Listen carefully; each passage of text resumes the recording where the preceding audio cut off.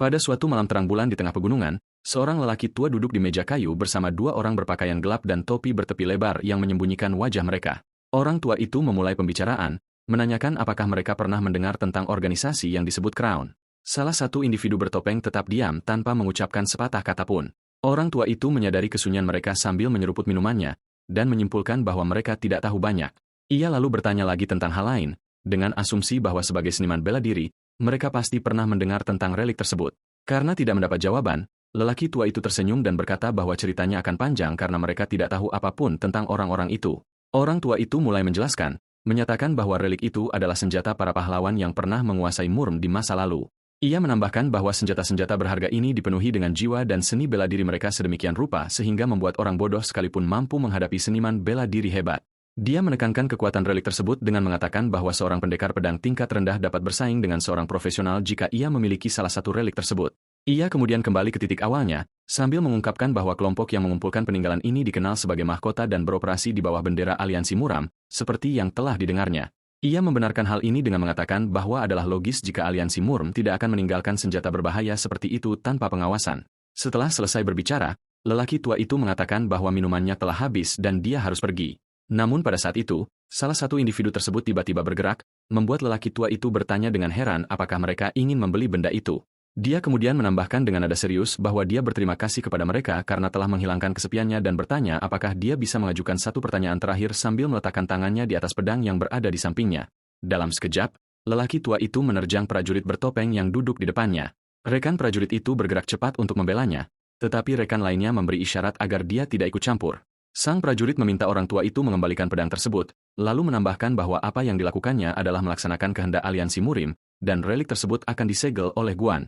Orang tua itu menjadi marah mendengar jawaban ini, menyebut kata-katanya omong kosong dan mempertanyakan dengan tajam apakah mereka benar-benar mengklaim bahwa keberadaan peninggalan ini mengganggu ketertiban di dataran tengah. Orang tua itu menggenggam pedang bernama Beika dan bertanya kepada prajurit muda seberapa banyak yang dia ketahui tentang pedang itu. Orang tua itu menjawab, konon katanya benda peninggalan itu digunakan oleh para pahlawan zaman dahulu. Tetapi yang aneh tentang Beika adalah identitas pemilik aslinya masih menjadi misteri. Lalu dia bertanya kepada pemuda itu apakah dia tahu alasannya. Orang tua itu melanjutkan penjelasannya, mengatakan bahwa nama Beika melambangkan kemurnian dan kejelasan. Namun, ia runtuh sebelum mencapai tujuannya, memperlihatkan taringnya yang gelap. Lelaki tua itu mengaku, dirinya sendiri pernah menyimpan cita-cita dan aspirasi yang begitu hampa. Namun kini, dia hanyalah seorang lelaki tua yang mencari nafkah dengan berjualan kayu bakar, dan yang dilakukannya hanyalah melindungi pedang bea yang diwarisi dari para leluhurnya. Ketika ia melihat bahwa pemuda dan rekannya tidak berniat mundur, lelaki tua itu mengambil posisi bertarung, siap untuk konfrontasi. Orang tua itu menerjang ke arah prajurit muda dan memberikan pukulan tajam. Pemuda itu mengelak dan menghunus pedangnya, dengan cekatan menangkis serangan beruntun dari lelaki tua itu. Orang tua itu mendekat dan menendang kuat ke arah wajahnya, tetapi si muda berhasil menangkisnya. Orang tua itu menjerit putus asa dan marah, lalu menyerang dengan serangan terakhir. Pedangnya beradu dengan pedang pemuda itu dalam kilatan percikan. Kuatnya benturan membuat pemuda itu terhuyung ke belakang. Pemuda itu bergerak secepat kilat dan menyerbu ke arah lelaki tua itu sambil memberikan pukulan yang kuat. Orang tua itu melihat tangannya yang gemetar akibat kekuatan pukulan itu. Karena kuatnya pukulan itu, pedangnya terlepas dari genggamannya dan jatuh ke tanah di sampingnya. Orang tua itu berbisik bahwa dia tidak memiliki keberanian untuk menghadapi leluhurnya setelah kekalahan ini.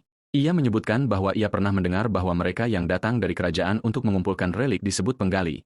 Darah menetes dari mulutnya saat dia mencengkram gagang pedangnya, yang terjatuh dari tangannya, sambil berkomentar bahwa nama itu sangat cocok untuk situasi tersebut. Pemuda itu menangkap lelaki tua itu saat ia menghembuskan nafas terakhirnya, dan lelaki tua itu menanyakan namanya. Pemuda itu menjawab bahwa namanya adalah Ranggong dan rekannya memperkenalkan dirinya sebagai Jo Xiun. Orang tua itu meminta satu permintaan terakhir kepada mereka, memohon agar mereka tidak melakukan apapun yang dapat mencoreng nama pedang, Beika. Ranggong bersumpah kepada sang pahlawan besar saat dia memeluknya bahwa dia akan menepati janjinya. Ia menegaskan bahwa mahkota dan para penggali akan menemukan dan menyegel semua peninggalan, termasuk Beika. Orang tua itu mengucapkan kata terima kasih terakhir sebelum rohnya meninggalkan tubuhnya. Setelah itu, Rang dan Jo Si-hyun terlihat berjalan-jalan di wilayah Hai sambil Jo Si-hyun menenteng benda besar yang dibungkus di punggungnya. Rang memperhatikan bahwa rekannya kesal dan mengatakan kepadanya bahwa seharusnya dia tahu bahwa orang tua itu pasti akan mati. Ia menjelaskan, saat lelaki tua itu menyadari mereka datang untuk mengambil relik itu, ia pasti tahu bahwa kematian adalah takdir yang tak terelakkan. Rang mencoba menghiburnya, dengan mengatakan tidak perlu merasa bersalah, tetapi dia memotongnya sebagai bentuk protes. Zhou Qiet bertanya apakah tindakan mereka benar, karena dia hanyalah seorang pria tua yang tidak bersalah. Rang menjawab dengan tegas bahwa apa yang mereka lakukan adalah benar. Ia membenarkannya dengan mengatakan bahwa keberadaan relik tersebut saja sudah mendatangkan kekacauan dan kematian dan bahwa tujuan para penggali adalah mengambil relik tersebut meskipun memerlukan sejumlah pengorbanan. Untuk mengganti pokok bahasan, Rang bertanya apakah ada berita mengenai wilayah Hai. Zhou Zihian menjawab bahwa ada rumor tentang munculnya pemberontakan yang berpusat di sekitar sekte darah. Ia menambahkan, ada hal aneh lagi, yakni beredarnya rumor yang menyebutkan kemunculan Jiang Sur. Rang mengulangi kata Jiang Sur dengan heran. Zhou Zihian membenarkan adanya laporan penampakan, tetapi sulit memastikan keabsahannya, dan bertanya-tanya apakah itu nyata. Namun, Rang tampak skeptis, menganggap wajar jika rumor seperti itu menyebar saat hati masyarakat sedang gelisah. Rang memperhatikan kegelisahan rekannya, Zhou Zihian, dan bertanya padanya dengan sinis apakah dia takut dengan rumor Jiang Shir. Zhou Zihian menyangkalnya dengan bingung, tetapi Rang segera membungkamnya, menutup mulutnya dengan tangan setelah mereka mendengar suara datang dari dekat. Keduanya bersembunyi dan menyaksikan kejadian itu, hingga terungkap bahwa sumber keributan itu adalah sekelompok bandit. Para pencuri menyerang kereta pedagang dan mengumpulkan jarahan darinya sebelum Rang tiba-tiba menyerang mereka, membunuh mereka satu persatu dalam serangan mendadak. Di dalam gerobak, seorang pria yang tampaknya adalah pedagang meminta Jose untuk melepaskan para tahanan setelah keadaan tenang. Zhou Zihian kemudian membantu pedagang itu dan menanyakan apakah dia baik-baik saja. Tetapi lelaki itu menatap ke belakangnya dengan ketakutan yang amat sangat dan meneriakkan peringatan tentang apa yang berdiri di belakangnya. Zhou Zihian berbalik dengan kaget dan mendapati salah satu pencuri yang seharusnya sibuk dengan Rang sedang menyerangnya. Penyerang melancarkan pukulan kuat yang mengenainya. Rang sedang bertarung dengan salah satu salamant yang melemparkan tangannya yang terputus ke arahnya dalam upaya untuk menangkapnya. Rang menyadari bahwa makhluk ini tidak mengeluarkan setetes darah pun meskipun tusukan fatal itu dan bahkan bertarung menggunakan bagian tubuh yang terputus sebagai senjata. Rang bertanya-tanya apakah makhluk-makhluk ini benar-benar Jiang Sur yang dibicarakan dalam rumor tersebut. Sosok misterius muncul dari balik pepohonan dan memberi perintah kepada anak buahnya untuk membunuh saudagar itu. Ia menambahkan, jika barang tersebut tidak dapat ditemukan kembali, maka barang tersebut harus dimusnahkan. Mendengar perintah itu, lelaki itu dan teman-temannya bergegas menuju pedagang itu untuk menyerang. Rang berdiri kokoh melawan mereka dan dengan mudah menangkis salah satu serangan mereka dan mendapati orang lain menyerangnya dari belakang, tetapi dia menghindari serangan itu dan melancarkan tendangan yang kuat. Itu membuat penyerangnya terpental menjauh. Para asalant menyadari bahwa mereka tidak dapat mengalahkan Rang. Salah satu penyerang memusatkan perhatiannya pada pedagang. Penyerang itu bergegas menuju pedagang itu dan berupaya untuk segera membunuhnya. Zhou Zihian ikut bertarung dan menerjang ke arah penyerang, beradu tinju sengit dengannya. Zhou Zihian mencatat dengan terkejut bahwa serangan mereka sama sekali tidak memiliki energi internal. Rang mengonfirmasi pengamatannya dan keduanya bertanya-tanya apakah musuh-musuh ini hanyalah mayat hidup. Rang melompat ke udara dan menyerang salah satu lawan dengan serangkaian serangan cepat. Dia kemudian memutuskan bahwa terlepas dari apakah mereka Jiang Shir atau bukan, memenggal kepala mereka adalah satu-satunya cara untuk menghentikan mereka. Rang bergerak dengan kecepatan luar biasa menuju lawan berikutnya. Lawan menendang tangannya yang terputus ke arah Rang. Lawan terkejut ketika Rang menghilang dari depannya. Penyerang, yang kepalanya terpenggal, memperingatkan rekannya tentang bahaya yang mengintai di belakangnya. Dan dalam sekejap mata, penyerang itu berbalik dan berhasil menghindari serangan pedang yang cepat. Di tengah pertempuran, pemimpin musuh meneriakkan perintah baru, memberitahu anak buahnya untuk setidaknya menyingkirkan barang-barang jika mereka tidak dapat membunuh pedagang itu. Salah satu penyerang segera menanggapi dan berlari ke arah beberapa guci besar yang merupakan bagian dari kargo, lalu melemparkannya ke arah Rang. Namun sebelum dia bisa menghancurkan mereka, Rang menerjang mereka dengan pukulan terakhir, menghancurkan mereka dengan cepat. Rang menghadapi lawannya, sambil bertanya dengan nada sinis apakah dia benar-benar mengira dia akan berdiam diri saja sementara mereka mencoba membakarnya hidup-hidup. Penyerang mengambil batu setelah rencananya gagal dan menggunakannya untuk membakar pedang Rang.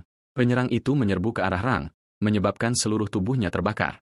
Rang menangkis serangan itu dengan pedangnya dan segera mundur. Penyerang lain melemparkan salah satu toples ke arah rekannya yang terbakar. Penyerang yang membakar itu menangkap toples tersebut, lalu membantingnya dengan keras ke barang-barang tersebut. Rang berkomentar bahwa kematian dengan cara dibakar merupakan jenis kematian yang paling menyakitkan. Penyerang itu berdiri tak terpengaruh oleh api yang melahap tubuhnya. Rang menyimpulkan dari ketahanan mereka bahwa makhluk-makhluk ini, Jiang Shir, tidak merasakan sakit ini, terutama setelah melihat salah satu dari mereka melompat menjauh saat masih terbakar. Zhou Zihian mulai mengejar para buronan, tetapi Rang menghentikannya dan menjelaskan bahwa tidak ada gunanya mengejar mereka. Ia menambahkan bahwa mereka adalah makhluk yang tidak merasakan sakit dan mudah meninggalkan rekan-rekannya dan bahkan jika ditangkap, mereka tidak dapat mengorek informasi apapun dari rekan-rekannya. Zhou Zihian menolak dengan marah, dan mengatakan mereka tidak bisa menyerah tanpa mengetahui apapun. Sementara itu, pria yang mereka selamatkan mendekati mereka dan mengucapkan terima kasih kepada Rang dengan hangat, memanggilnya sebagai pahlawan hebat. Pria itu bertanya-tanya bagaimana dia bisa membalas kebaikan ini. Namun Rang menjawab bahwa apa yang dilakukannya merupakan kewajiban seorang ahli bela diri, dan tidak perlu dikhawatirkan. Lalu perhatian Rang tertarik oleh sesuatu yang mencurigakan. Saat barang-barang itu terbakar, ia melihat tidak ada satupun kotak yang memuat segel asosiasi pedagang. Rang mengarahkan pertanyaannya langsung kepada lelaki itu, menanyakan asosiasi pedagang mana yang dia ikuti. Pria itu menjawab bahwa dia berafiliasi dengan asosiasi juang. Kecurigaan Rang bertambah dan dia meminta untuk melihat izin perjalanannya. Pria itu menjadi bingung dan mengaku dia sempat menaruhnya di kereta sebelum kekacauan terjadi. Rang tidak yakin dengan alasan ini dan mencengkeram pakaian lelaki itu, sambil menghadapkannya pada kenyataan bahwa ia ingat betul bahwa pedagang dari daerah Hai tergabung dalam perkumpulan pedagang dan berada di bawah perlindungan aliansi Hai. Ia menambahkan bahwa bahkan di luar wilayah itu mereka dilindungi oleh aliansi Murm, yang mengungkap klaim pria itu sebagai kebohongan. Rang melanjutkan interogasinya terhadap pria itu, sambil menunjukkan bahwa dia belum pernah mendengar tentang asosiasi juang dan bahwa seorang pedagang yang tidak memiliki izin perjalanan, yang pada dasarnya adalah hidupnya, adalah hal yang mencurigakan. Dia lalu mengatakan kepadanya bahwa dia punya satu pertanyaan terakhir. Saat barang-barang terbakar di latar belakang, Rang bertanya-tanya tentang sifat bahan-bahan tersebut. Ekspresi pria itu tiba-tiba berubah dan dia tersenyum sinis, mengomentari nasib buruknya. Pertama, dia ditangkap oleh Zhang Shir dan sekarang dia harus berhadapan dengan prajurit pengembara. Tiba-tiba lelaki itu tertawa histeris lalu menjerit kesakitan, jatuh ke tanah sambil menggeliat. Menyadari pria itu telah meminum racun untuk bunuh diri, Jo Si-hyun mengumumkan bahwa dia akan mengirim pesan kepada aliansi Hebe dan aliansi Murim untuk memberitahu mereka tentang apa yang telah terjadi. Namun Rang tiba-tiba menghentikannya saat dia masih dalam keadaan terkejut. Rang mengingatkannya bahwa Zhang Shir berkeliaran di siang bolong dan operasi penyelundupan merajalela. Dia lalu bertanya apakah dia mendengar adanya pergerakan signifikan yang dilakukan High Alliance di tengah semua kekacauan ini. Mendengar itu, Rang teringat apa yang telah disebutkan sebelumnya tentang tanda-tanda pemberontakan, yang dibenarkan oleh Jo Si-hyun. Rang bertanya padanya apakah ada desa di dekatnya dan Jo Si-hyun memberitahunya tentang desa Gong di Gangyang. Mereka sepakat untuk menuju ke sana terlebih dahulu. Keduanya tiba di desa Guong, yang tampak tenang dan damai. Saat senja tiba, penginapan di desa itu ramai dengan kehidupan. Di dalam penginapan, para pelanggan mengobrol dan salah seorang di antaranya menyebutkan bahwa Biksu Jong-un telah membawa beras dan minuman ke Kabupaten Pingdai lagi. Seorang laki-laki lain bertanya-tanya apakah ini alasan penginapan itu begitu ramai, dan temannya menjawab bahwa penginapan itu selalu ramai sejak kedatangan pendeta itu. Orang ketiga menambahkan bahwa jika bukan karena Biksu Jong-un, nasib desa ini akan sangat berbeda. Sementara Rang dan Jo Si-hyun mendengarkan dalam diam, Rang menoleh ke Jo Si-hyun dan bertanya apakah dia sudah selesai menyelidikinya, yang dijawab Jo Si-hyun, ya. Jo Se-hun mulai memaparkan hasil penyelidikannya, menjelaskan bahwa wilayah Gangyang sedang menderita kelaparan dan kemiskinan akibat kekeringan terus-menerus selama bertahun-tahun, dan situasinya begitu kritis sehingga pecahnya pemberontakan kapan saja bukanlah hal yang mengejutkan. Namun sebaliknya, desa Gong luar biasa ramai dan aktif. Pabrik-pabrik dan toko-toko daging penuh dengan beras dan daging. Dan yang paling penting, senyum tak pernah pudar dari wajah orang-orang. Ia menambahkan bahwa setelah penyelidikan lebih lanjut, ia menemukan bahwa semua pujian atas kejadian ini ditujukan kepada satu orang bernama Jong-un. Ia menjelaskan, hingga tahun lalu desa Gong tak ada bedanya dengan desa-desa kumuh lainnya. Namun semuanya berubah setelah kemunculan Biksu Jong-un. Sejak kedatangannya, desa tersebut mulai menerima dukungan signifikan dari tokoh-tokoh berpengaruh di High Alliance, termasuk dari Kabupaten Pingdai. Rang bertanya-tanya apakah mahkota telah menyegel relik itu. Jo Si-hyun mencatat dengan heran bahwa meskipun pedang bea berada di dalam kotak, masih ada ruang kosong lainnya, yang berarti proses penyegelan belum selesai. Dia bertanya-tanya mengapa, dan Rang menyimpulkan bahwa pasti ada sesuatu lain di desa ini yang diinginkan Guan. Rang menunjukkan bahwa meskipun penyelundupan tersebar luas dan munculnya Zhang Shir di daerah sekitarnya, tidak ada rumor buruk yang beredar di desa tersebut. Jo Si-hyun setuju dan Rang mengungkapkan perasaannya bahwa ini tidak normal. Rang memutuskan bahwa mereka harus pergi menemui Biksu Jong-un. Adegan beralih ke gubuk sang pendeta, tempat mereka menemukan seorang pria berlutut, berterima kasih kepadanya atas kerja kerasnya. Sang biksu menjawab dengan rendah hati bahwa ia tidak melakukan lebih dari sekadar tugasnya sebagai biksu Buddha. Tetapi lelaki itu bersikeras bahwa jika bukan karena pendeta itu, keluarganya akan musnah. Kemudian dia meminta izin untuk pergi. Begitu pria itu pergi, Rang dan Jo Si-hyun memasuki gubuk. Sang biksu menyambut mereka, menyadari bahwa mereka adalah prajurit aliansi Muram, dan menanyakan alasan kunjungan mereka ke tempatnya yang sederhana. Rang memutuskan untuk langsung ke pokok permasalahan, menyatakan bahwa wilayah Gangyang menderita kemiskinan akibat kelaparan yang berlangsung lama. Namun sejak kedatangan Biksu Jong-un, desa Gong menjadi luar biasa makmur, dan dia meminta penjelasan kepadanya. Biksu itu mengatakan kepadanya bahwa dia keliru dan menjelaskan bahwa wilayah Gangyang merupakan subjek sengketa properti antara Shaolin dan High Alliance. Karena pertikaian ini, desa-desa yang lebih besar mampu memperoleh dukungan, sementara desa-desa yang lebih kecil seperti Gong tidak mendapatkan bantuan apapun. Biksu itu mempertanyakan apakah kejam menyelidiki penduduk desa yang akhirnya menemukan cara untuk bertahan hidup, tetapi Rang menggambarkan logika ini sebagai sesuatu yang keliru. Rang menjelaskan, jika mereka meminta mediasi aliansi Murum, mereka pasti akan mendapat dukungan. Di sini, jawab biksu itu dengan nada sarkastis, mengungkapkan bahwa penduduk desa telah berulang kali meminta bantuan dari aliansi Murum tetapi tidak berhasil. Ia menuduh aliansi Murum sebagai pihak yang menyebarkan kekeliruan selama ini. Rang menyadari bahwa biksu itu tidak berniat membiarkan mereka meninggalkan desa dengan mudah. Biksu itu membenarkan hal ini, menyatakan bahwa meskipun membunuh bukanlah cara agama Buddha, ia akan melakukannya jika itu berarti menyelamatkan lebih banyak nyawa. Penduduk desa bersenjata muncul dari luar gubuk biksu dan bergegas menyerang atas perintahnya. Seperti yang ia umumkan, ia juga tidak akan ragu. Rang berteriak bahwa para penyerang adalah Zhongxir yang sama yang mereka lihat siang itu dan memerintahkan Zhou Zihan untuk menyerang tubuh mereka untuk melumpuhkan gerakan mereka. Zhou Zihan berangkat untuk melaksanakan perintah tersebut dan Rang melawan mereka, tetapi Rang berteriak memperingatkannya untuk berhati-hati karena ada petani biasa yang bercampur di antara Zhongxir. Zhou Zihan menegaskan bahwa ia mengerti dan mulai menjalankan rencananya. Ia melawan para penyerang dengan sengit, tetapi segera menyadari jumlah mereka terlalu banyak. Rang, yang juga dikepung, memperhatikan bahwa pintu masuk gubuk yang sempit membatasi jumlah penyerang yang bisa menyerang sekaligus. Ia memerintahkan Rang untuk berjuang keluar mencari kesempatan melarikan diri. Jadi, mereka saling bertarung. Dari kejauhan, Biksu Jong-un menyaksikan pertarungan itu.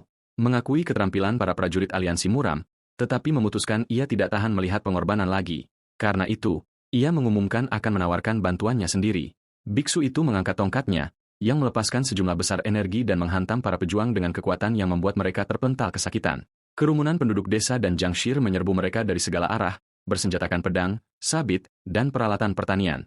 Seorang penyerang melompat ke arah Rang dari atas, tetapi Rang menghindarinya, lalu memotongnya menjadi dua dengan pedangnya. Penyerang yang jatuh itu meraih kakinya. Rang terkejut dengan situasi tersebut, hanya untuk menghadapi pemimpin lain dari para penyerang. Zhou Qi berteriak, "Komandan!" Pada saat itu, Rang menyadari dengan ngeri bahwa orang yang hendak dibunuh Zhou Sei adalah manusia biasa. Namun ia tidak mendengar peringatannya dan memenggal kepalanya. Zhou Qi berteriak, terkejut mengetahui bahwa ia telah membunuh seorang petani biasa. Di saat terkejut itu, salah satu Zhongxir memanfaatkan kesempatan itu dan menyergapnya, menghunjamkan pedang ke bahunya. Rang bergegas membelanya. Sementara ia meronta kesakitan karena luka parahnya, Rang menenangkannya dan menyuruhnya bertahan. Dari kejauhan, biksu itu berkomentar bahwa ajalnya sudah dekat. Rang menatap biksu itu dan para pengikutnya dan memutuskan untuk menjalankan rencana melarikan diri. Ia bergerak dengan kecepatan luar biasa, menerobos barisan musuh, lalu melompati seorang penyerang dan menuju biksu itu. Biksu itu melepaskan kekuatannya, bersiap untuk menangkis serangan Rang. Rang melancarkan serangan pedang yang kuat ke arah biksu itu. Rang terkejut dengan kekuatan hantaman pedang itu, yang mendorongnya mundur. Biksu itu memerintahkan para pengikutnya untuk mengejar mereka. Menyadari bahwa Rang telah menggunakan energi pedang untuk menangkis serangannya dan memanfaatkan hentakan pedang itu untuk menciptakan peluang melarikan diri. Saat Rang melarikan diri bersama rekannya, Biksu Jong-un menyadari bahwa ia tidak menghadapi seorang prajurit biasa. Rang berjuang melewati hutan di malam hari sambil menggendong Zhou Zihan yang terluka di punggungnya, hingga ia mencapai sebuah gubuk terpencil tempat seorang pria menemuinya dan menanyakan identitasnya. Kemudian, Zhou Zihan dibaringkan di tempat tidur untuk menerima perawatan. Pria yang ternyata adalah kepala suku Guanik yang diasingkan, menyambut Rang kembalinya dan bertanya mengapa ia berkeliaran di malam hari sementara ia seharusnya menjaga Zhou Qi, memperhatikan bahwa ia mengalami pendarahan hebat meskipun lukanya tampak ringan. Rang, yang juga menderita luka dalam yang serius, menjawab dan melemparkan herba hijau ke tanah. Guanik menatap herba itu dengan sangat terkejut.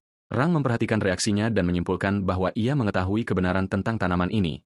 Rang menjelaskan bahwa meskipun tanah di gang yang tandus, pinggiran desa Gong ditanami herba ini dengan rapat, dan ia menuntut Guanik untuk mengungkapkan identitasnya. Guanik memberitahunya bahwa nama herba itu adalah Moyun Cho, tanaman beracun yang merusak tanah di sekitarnya. Ia menambahkan bahwa racunnya mempertajam indera dan menyebabkan kecanduan dan penyakit jika digunakan secara berlebihan, dan bahwa Biksu Jong-uen lah yang membawanya ke daerah tersebut. Kemarahan Rang semakin menjadi-jadi setelah mendengar konfirmasi ini. Guanik memperkenalkan dirinya sebagai kepala desa yang diasingkan oleh Jong-un dan meminta Rang untuk menyimpan pedangnya, meyakinkannya bahwa ia tahu Rang tidak berniat menyakitinya. Rang melemparkan ramuan itu ke tungku terdekat, dan mulai terbakar. Rang menyebutkan bahwa ia telah mencium aroma ramuan-ramuan ini sebelum dan sesudah menghubungkan peristiwa-peristiwa tersebut, penyelundupan ramuan, Zhongxir, dan Biksu Jong-un. Ia menyadari bahwa mereka harus dihentikan, tetapi ia terhuyung-huyung karena parahnya luka-lukanya saat ia bertanya-tanya tentang tujuan sebenarnya biksu itu. Sebelum jatuh pingsan ke pelukan Guanik, Guanik menggendongnya, mengagumi kegigihan dan kekuatannya terlepas dari segalanya. Guanik kembali untuk memeriksa kondisi Jose. Menyadari situasinya kritis karena luka-luka dan kehilangan banyak darah, ia keluar dari gubuk dan terkejut dengan hilangnya Rang. Ia bertanya-tanya kemana seorang prajurit dengan luka serius seperti itu bisa pergi sebelum mendengar suara mencurigakan dari pepohonan. Guanik menemukan Rang duduk dalam posisi meditasi dikelilingi oleh aura biru yang kuat saat ia menyembuhkan luka-lukanya. Kemudian, Guanik melihatnya mengirim pesan melalui seekor merpati pos. Guanik mendekati Rang, menunjukkan bahwa penduduk desa Gong tidak memiliki seni bela diri tingkat lanjut yang memungkinkan mereka pulih sepenuhnya dari luka dalam yang parah hanya dengan mengendalikan napas dan energi mereka, yang menunjukkan bahwa kemampuan Rang untuk pemulihan cepat bukanlah hal yang biasa. Ia kemudian bertanya apakah ia bisa mengharapkan jawaban kali ini. Rang menjawab bahwa pesan itu tidak ditujukan kepada aliansi Miram, melainkan kepada organisasi, mahkota. Mendengar nama ini, Guanik menunjukkan tanda-tanda keterkejutan. Rang menjelaskan bahwa pesan tersebut adalah permintaan bantuan untuk mengambil relik yang disebut tongkat iblis darah, yang dimiliki Jong-un. Ia menyatakan bahwa alasan aliansi Murum mengabaikan permintaan bantuan desa sebelumnya masih belum diketahui. Namun, karena sekarang ini melibatkan relik, aliansi tidak akan dapat dengan mudah mengabaikan situasi tersebut. Berdasarkan hal ini, Rang meminta Guanik untuk menceritakan semua cerita yang belum sempat mereka bicarakan malam sebelumnya. Rang bertanya kepada Guanik dari mana menurutnya Jong-un mungkin berasal. Rang berasumsi bahwa karena Jong-un memiliki tongkat iblis darah, ia pasti berasal dari sekte iblis darah. Namun Guanik membantahnya, menyatakan bahwa sekte tersebut telah dihancurkan. Ia menjelaskan bahwa sekte iblis darah dihancurkan setelah keluarga Pang dari Hebe bersekutu dengan Shaolin untuk melancarkan serangan mendadak terhadap mereka, dan setelah pertempuran sengit, mereka berhasil membunuh pemimpin sekte tersebut, penguasa surgawi darah. Rang tampak terkejut dengan informasi ini, berpikir bahwa betapapun rahasianya sekte tersebut beroperasi, insiden sebesar itu tidak mungkin terjadi tanpa sepengetahuan aliansi Murm. Guanik memperhatikan reaksi Rang dan menyimpulkan bahwa rumor yang didengarnya memang benar. Ketika Rang bertanya kepadanya tentang rumor ini, Guanik mengungkapkan bahwa ada pembicaraan tentang prajurit aliansi Murm yang bergabung dengan pasukan yang memusnahkan sekte iblis darah dan bahwa aliansi secara sistematis menutupi kebenaran pemusnahan sekte tersebut. Ia mengungkapkan keheranannya bahwa bahkan seorang prajurit dari aliansi seperti Rang tidak menyadarinya. Rang mencengkram gagang pedangnya dan bertanya lagi kepada Guanik tentang identitas asli Jong-un. Ia bertanya-tanya dengan lantang apakah ia berasal dari Shaolin atau dari keluarga Pang, atau mungkin dari aliansi Murm itu sendiri. Guanik menganggap spekulasi ini berlebihan, lalu berlutut dan memberikan Rang selembar kain. Menjelaskan bahwa peta itu berisi semua informasi yang telah dikumpulkannya selama beberapa tahun terakhir. Ia mengungkapkan bahwa peta itu adalah peta yang menunjukkan stasiun distribusi herba Moicho. Ia menambahkan informasi penting. Sejak Jong-un mulai mendistribusikan herba tersebut, keluarga Pang mulai membantu desa Guong. Ia memberitahu Rang bahwa herba Moyuncho sedang diangkut ke keluarga Pang. Berdasarkan peta yang diberikan Guanik, ia menyimpulkan bahwa jika ada gerobak yang membawa herba Moyuncho dikejar oleh anak buah Jong-un, pasti ada gerobak lain yang melewati stasiun distribusi yang ditentukan dalam perjalanan ke tempat lain. Oleh karena itu, ia menginstruksikan Rang untuk memulai penyelidikan dari titik-titik tersebut. Kemudian, seorang pria mengendarai gerobak kuda melewati hutan dengan sangat hati-hati.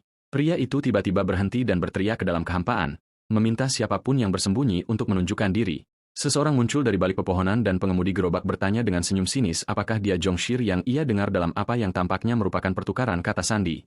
Orang lain itu menjawab, menuntut barang dan mengungkapkan identitasnya. Pengemudi itu segera bersiap untuk menyerangnya, tetapi terkejut melihat lawannya diserang oleh orang lain dengan pedang yang menembus dadanya dari belakang. Pedang ini milik Rang, yang menampakkan diri setelah membelah orang lain menjadi dua dan menyerang kusir dengan kuat. Pedang mereka beradu. Rang berhasil mematahkan senjata kusir dan mencekik lehernya.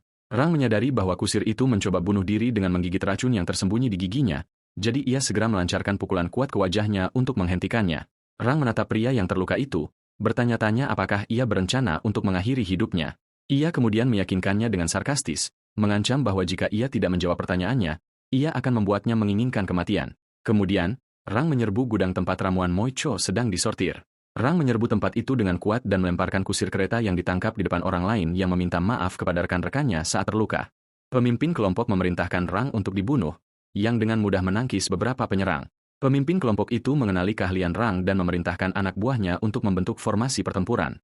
Rang mengidentifikasi gaya ini sebagai formasi pedang 5 elemen dan bertanya-tanya apakah orang-orang ini berasal dari sekte Wang.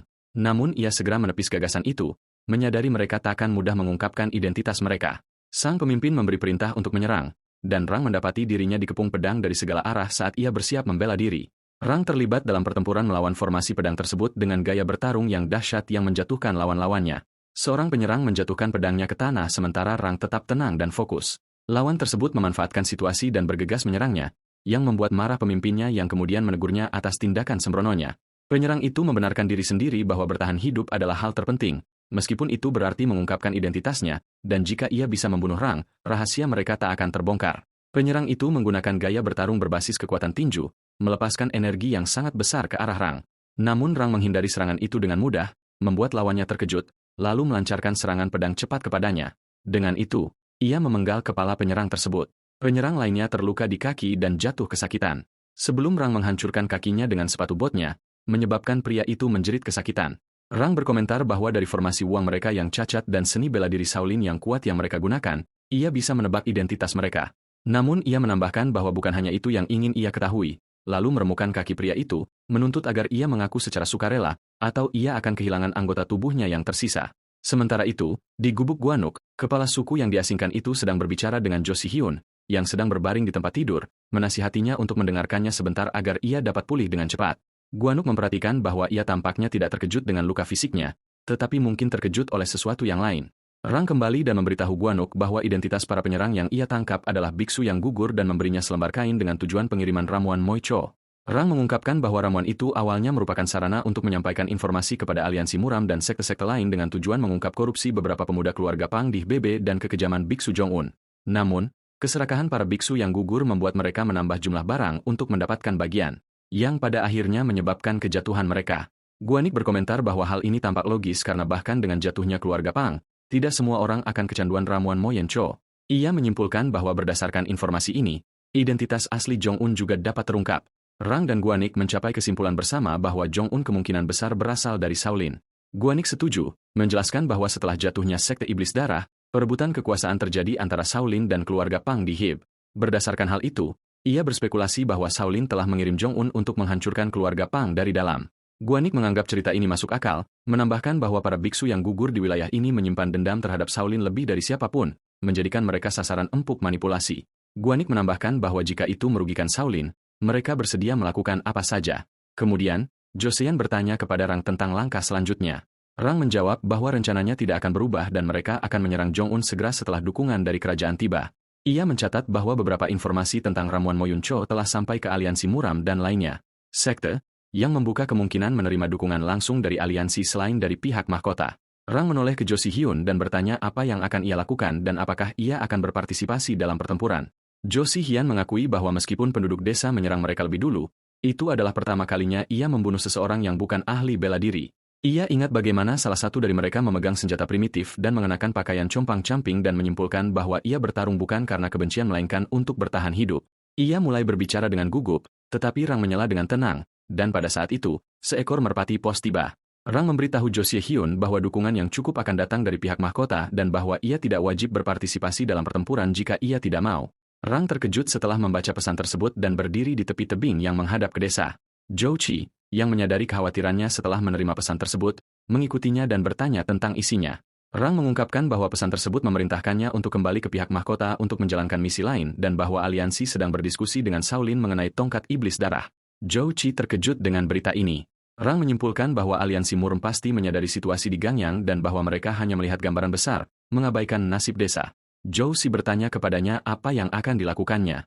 Rang menjelaskan bahwa kekeras-kepalaannya bermula dari keyakinannya yang kuat pada aliansi Murem dan kerajaan, serta keyakinannya bahwa mencegah kekacauan yang disebabkan oleh relik akan menyelamatkan lebih banyak nyawa.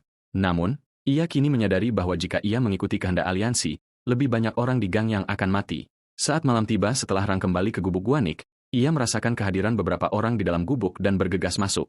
Melihat sekelompok biksu sedang menghancurkan tempat itu, salah satu biksu mengenali para penyerang baru dan berteriak bahwa itu adalah mereka. Pemimpin mereka memerintahkan mereka untuk segera melarikan diri, dan mereka melarikan diri dengan panik melalui jendela.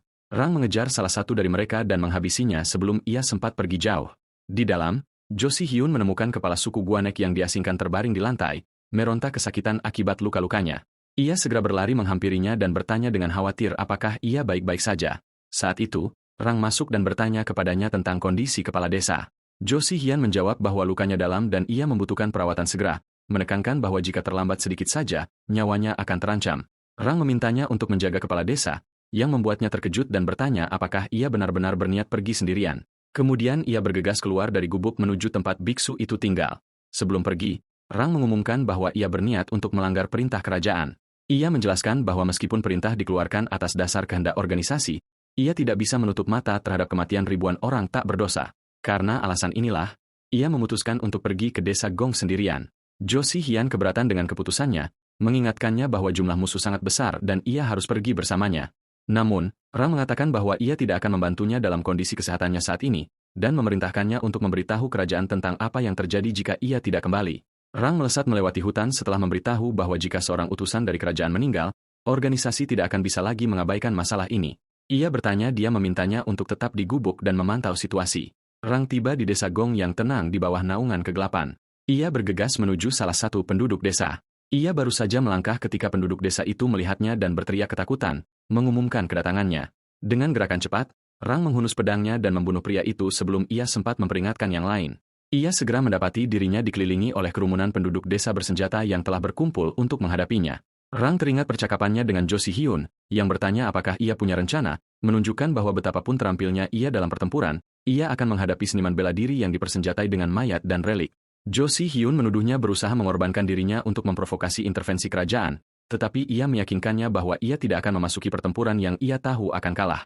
Ia kemudian mengatakan kepadanya bahwa ia memang punya rencana, tetapi ia belum bisa mengungkapkannya, memintanya untuk percaya padanya dan menunggu. Jo Si pergi untuk memeriksa kotak berisi pedang Beika, tetapi terkejut menemukan bahwa pedang itu telah menghilang dari dalam kotak. Kembali ke masa sekarang, Rang berdiri di tengah kerumunan memegang pedang kuno Beika, yang diambilnya dari kotak itu, yang bersinar dengan kekuatan luar biasa. Para penyerang berteriak kaget. Saat Rang mengacungkan pedang, ia merasa pedang itu sangat ringan, seolah-olah ia sedang memegang bilah pedang yang sudah lama ia kenal. Dan ia pun berangkat untuk melawan lawan-lawannya dengan keterampilan dan kekuatan yang luar biasa. Saat bertarung, Rang menyadari kekuatan luar biasa di tangannya, bertanya-tanya dalam hati apakah ini kekuatan sejati sebuah relik. Meskipun ia memiliki kekuatan baru, pertarungan tetap sengit. Saat Rang kesulitan menangkis serangan lawannya, ia bertanya-tanya apakah alasannya adalah karena ia belum sepenuhnya beradaptasi dengan kekuatan pedang itu. Di tengah pertempuran, salah satu lawan melancarkan serangan energi merah yang kuat, yang sulit ditangkis Rang, mengakibatkan ledakan dahsyat.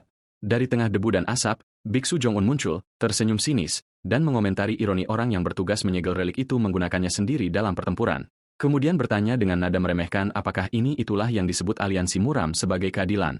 Rang menatap mayat-mayat yang berserakan di sekitarnya dan membalas dengan tajam, mempertanyakan bagaimana seseorang yang baru saja membunuh pengikutnya sendiri, bahkan jika mereka hanya mayat, berani berbicara tentang keadilan.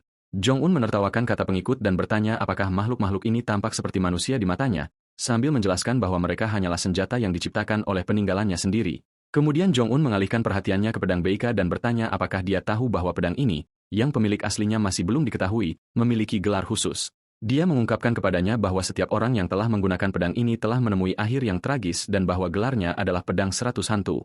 Lalu Jong-un mengangkat tangannya yang dilingkupi energi gelap, bersumpah akan menikmati menyaksikan Rang mati menggunakan pedang terkutuk itu, lalu melancarkan serangan ke arahnya, namun Rang berhasil mengelak dengan cekatan.